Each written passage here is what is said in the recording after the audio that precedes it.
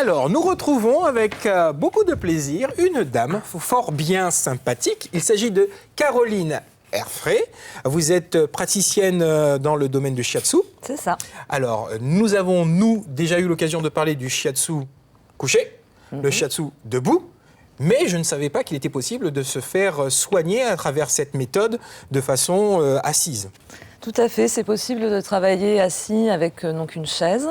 Alors c'est un peu moins complet qu'un shiatsu au sol, mais ça permet d'abord de détendre et puis ensuite de tonifier, de recharger la personne en énergie, en travaillant sur les méridiens qui sont accessibles dans cette position. Très bien. Alors on rappelle un petit peu le shiatsu, c'est une méthode qui nous vient du Japon, où on appuie sur le corps à travers bien des points de pression. On travaille sur les points d'acupuncture et les méridiens dans lesquels circule l'énergie selon les Chinois et les Japonais. Très bien. Alors on utilise des outils pour appuyer ou alors on fait cela de manière très naturelle, c'est-à-dire avec le corps? Ça se fait naturellement avec le corps. On utilise les paumes, les pouces. On peut également venir utiliser les avant-bras ou les coudes, parfois les genoux dans certaines positions.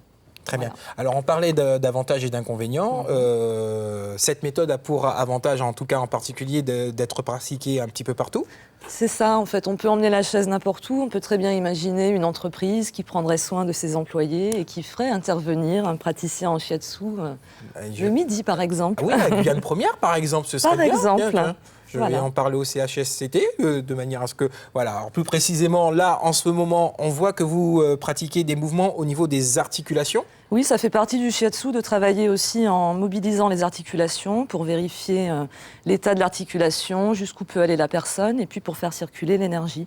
Là, ça ressemble plus à une clé de bras, ça, hein? Oui, ça ressemble à une clé de bras, mais ce n'est pas douloureux. En fait, on prend toujours en compte le bien-être de la personne, quelles sont ses limites physiques avant de travailler en shiatsu. C'est-à-dire, à travers un diagnostic, vous discutez d'abord avec, entre guillemets, le patient? Oui, le client ou le patient. Nous ne sommes pas médecins, mais effectivement, il faut qu'on sache s'il y a des soucis de santé particuliers. Oui. C'est toujours en rapport avec la médecine, la médecine, entre guillemets, organisée et préparée par des médecins généralistes, entre autres. Il y a d'abord un diagnostic chez le médecin qui ensuite peut proposer ces méthodes-là, ou alors... Non, les personnes en général viennent d'elles-mêmes. Après, on peut imaginer un travail en partenariat avec un médecin, effectivement. Dans certains cas, ça se justifie. Après, en tant que praticienne en shiatsu, je ne suis pas médecin, donc je ne pose pas de diagnostic tel qu'on entend en Occident. Voilà. Très bien. Alors c'est pour cela que j'insistais dessus. Je vous rappelle que toutes ces méthodes sont des méthodes qui ne sont pas médicales. Donc il n'y a pas de diagnostic véritablement tel que vous l'entendez, mais ce sont des méthodes d'accompagnement. Alors on voit travailler, voilà, on a Gladys d'ailleurs. Merci Gladys. Tout va bien, je suppose? Oui, très bien. Voilà, parce que je m'étais proposé pour servir de cobaye comme par hasard, et comme par hasard, ce n'était pas possible aujourd'hui. Alors là, vous l'étirez, c'est ça? L'étire, ça fait partie du shiatsu également, d'étirer pour ouvrir là, dans ce cadre, la cage thoracique, et puis dénouer un petit peu les tensions dans le haut du dos. Puisque c'est souvent là que ça se passe quand on est un petit peu stressé, un petit peu tendu. Alors, on me pose une question à l'oreillette. On nous a appelé pour savoir si c'était une méthode qui était remboursée. Non, malheureusement, pas en France. Ça existe dans certains pays d'Europe qui sont peut-être un petit peu plus en avance. D'accord. Et j'espère qu'un jour en France, oui, ce sera remboursé au même titre que l'ostéopathie, par exemple. Très bien. Alors, il faudra faire attention parce que le micro, on ne va plus vous entendre. Et là, ah oui, j'ai entendu crack. Ça peut arriver. Ça peut arriver, Je ne cherche pas le crack, mais ça peut arriver lors du travail. D'accord. Donc cette méthode, ce sont des séances, je suppose, qui durent combien de temps? Alors une séance de shiatsu assis, ça peut durer entre 20 et 40 minutes. Ouais.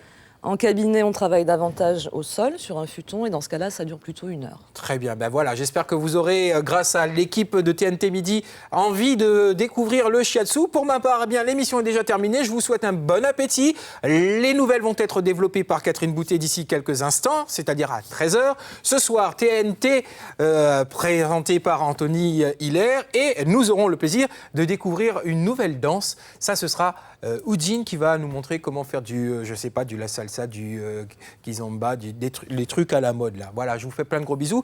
Et je peux prendre la place de Gladys? Gladys, tu sors, s'il te plaît. Voilà. Voilà. Non, mais c'est cool. Mais voilà, je m'assois et puis moi, je vais kiffer la vibe aussi. Voilà.